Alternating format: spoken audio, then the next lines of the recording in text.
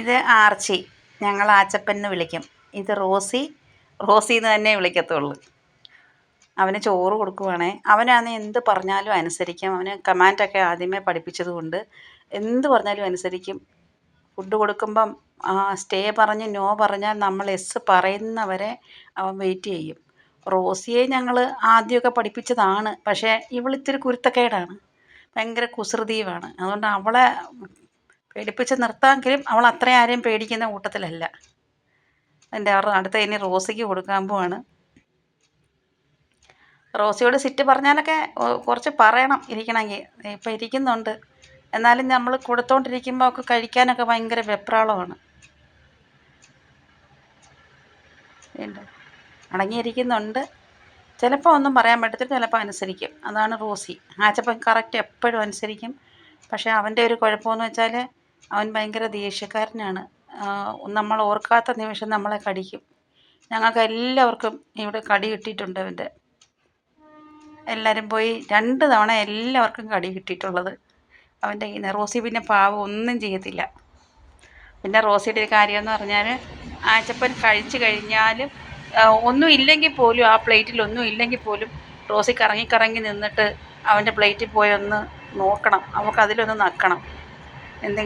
പിന്നെ ഇപ്പം ഈ ഇത്രയും ഇങ്ങനെ ആക്രാന്തം പിടിച്ച് കഴിക്കുന്നത് ചൂര മീനാണ് ഇന്ന് കൊടുത്തത്. ചൂരക്കറിയായിരുന്നു. അപ്പം മഞ്ഞപ്പൊടിയും ഇച്ചിരി ഉപ്പൂടിട്ട് വേവിച്ചാണ് കൊടുക്കുന്നത്. അപ്പോൾ അത് കഷ്ണം അങ്ങനെ ഉടച്ച് മുള്ളൊന്നും കൊടുക്കത്തില്ല, വേറെ ആക്കി വെച്ചിട്ട് പിന്നെ മുള്ള് കൊണ്ട് കൊടുക്കും.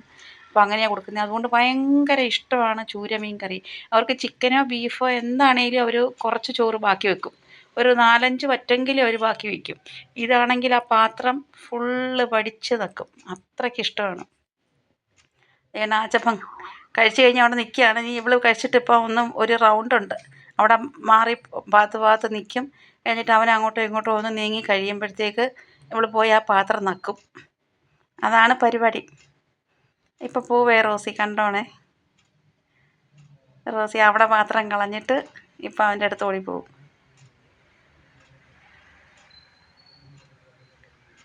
കണ്ടോ കണ്ടോ കണ്ടോ, അതിലൊന്നുമില്ല, എന്നാലും അവൾക്ക് ആ പാത്രം ഒന്ന് നക്കണം. അതവിടെ ഒരു സ്വഭാവമാണ്. അത് കണ്ട ഇനിയിപ്പോൾ കഴിച്ച് കഴിഞ്ഞിട്ട് നേരെ ഒരു ഓട്ടമുണ്ട് ഗേറ്റിൻ്റെ അടുത്തോട്ട്. അവിടെയൊക്കെ ആളുകളൊക്കെ എപ്പോഴും പോകുമല്ലോ. ഇവർക്ക് തൊട്ടപ്പുറത്ത് ഞങ്ങൾക്ക് റെയിൽവേ ലൈനാണ്. അപ്പം ആ ഗേറ്റിൻ്റെ അവിടെ പോകും. അതിലൂടെയൊക്കെ ആൾക്കാർ പോകുന്നവരോടെ എല്ലാം കുരയും ബഹളമാണ് എപ്പോഴും. പിന്നെ ചുറ്റിലും ഞങ്ങൾ വേലി കെട്ടിയിട്ടുള്ളത് കൊണ്ട് പുറത്തിറങ്ങാൻ പറ്റത്തില്ല. അങ്ങനെ ഇനിയിപ്പോൾ ആച്ചപ്പം നല്ല ഗാർഡിങ്ങാണ്. റോസി ഒന്നുമില്ല. റോസിക്ക് എല്ലാവരും കൂട്ടുകാരാണ്. അവൻ ആരെയും അടുപ്പിക്കത്തില്ല. എന്തു കൊടുത്താലും ആരെന്തു കൊടുത്താലും ആച്ചപ്പൻ വാങ്ങിക്കത്തില്ല. റോസി നേരെ തിരിച്ചാണ്, ആർക്കും എന്തും കൊടുക്കാം. അവൾ ആരെയും വിളിച്ചുകൊണ്ട് വീട്ടിൽ വരും. പക്ഷേ നമ്മളെപ്പോഴും പൂട്ടിയിട്ടേക്കുവാണ്, ഗേറ്റ് പൂട്ടിയിട്ടിട്ട് ഇവരെ 2 പേരെ എപ്പോഴും തുറന്നിട്ടേക്കുവാണ്. അതുകൊണ്ട് അവർക്ക് ഓടിച്ചാടി നടക്കാം. കെട്ടുന്ന പരിപാടിയേ ഇല്ല. നമുക്ക് എവിടെയെങ്കിലും പോകണമെങ്കിൽ നമ്മൾ വണ്ടിയൊക്കെ ഇറക്കണമെങ്കിൽ മാത്രമാണ് അവരെ ഒന്ന് കെട്ടിയിടുന്നത്. കെട്ടിയിട്ടിട്ട് ഞങ്ങൾ വണ്ടി പുറത്താക്കിയിട്ട് പിന്നെയും വന്ന് അവരെ തുറന്നു വിടുകയാണ് ചെയ്യുന്നത്. അവരെപ്പോഴും നല്ല ഫ്രീഡത്തിൽ തന്നെ നടക്കുന്നത്. അവിടെ കുരുത്തക്കേട് കണ്ടോ. ഇവൾക്ക് അനുസരണക്കുറവാണ്. അവൻ അങ്ങനെ വെച്ച് നോക്കുമ്പോൾ ആച്ചപ്പൻ ഫുള്ള് ഡീസൻ്റാണ്. പക്ഷേ എല്ലാവർക്കും ആച്ചപ്പനെ പേടിയാണ്. റോസിയെ എല്ലാവർക്കും ഭയങ്കര സ്നേഹവുമാണ്. കണ്ടോ ഓരോ കുരുത്തക്കേട് കണ്ടോ. ആച്ചപ്പൻ ശൂരനാട്ടുകാരനാണ്, റോസി തൃശ്ശൂരുകാരിയാണ്. പക്ഷേ തൃശ്ശൂരുകാരിയാണെന്ന് പറഞ്ഞിട്ടൊരു കാര്യമില്ല. അവൾക്ക് ചെറിയ സൗണ്ട് പോലും ഭയങ്കര പേടിയാണ്.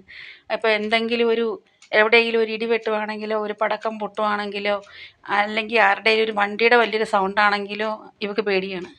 പക്ഷേ ഈ ട്രെയിൻ പോകുന്ന സൗണ്ട് പേടിയില്ല കേട്ടോ. റോഡിൽ ബസ് പോകുന്നതും പേടിയില്ല. വലിയ സൗണ്ടിൽ ബൈക്കൊക്കെ പോവുകയാണെന്നുണ്ടെങ്കിലും ഇവൾക്ക് പേടിയാണ്. പിന്നെ പടക്കമാണ്, ഇടിയും പടക്കവുമാണ് ഏറ്റവും കൂടുതൽ പേടി. പിന്നെ ഉത്സവത്തിൻ്റെയൊക്കെ ഈ കെട്ടുകാഴ്ച വരുമ്പോഴത്തെ സൗണ്ട്, അതൊക്കെ വരുമ്പോഴത്തേക്ക് അവൾ ഭയങ്കരമായിട്ടിരുന്ന് വിറയ്ക്കും.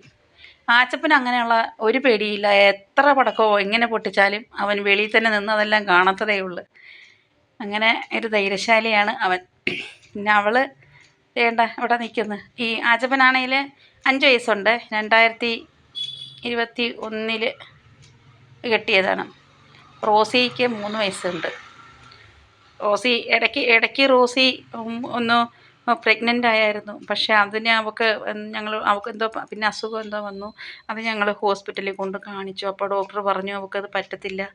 അങ്ങനെ അതെന്തോ മരുന്നെന്തോ കഴിച്ചു. പിന്നെ അത് അബോർട്ടായിപ്പോയി. പിന്നെ ഞങ്ങൾ ഓപ്പറേഷനൊക്കെ നടത്തി.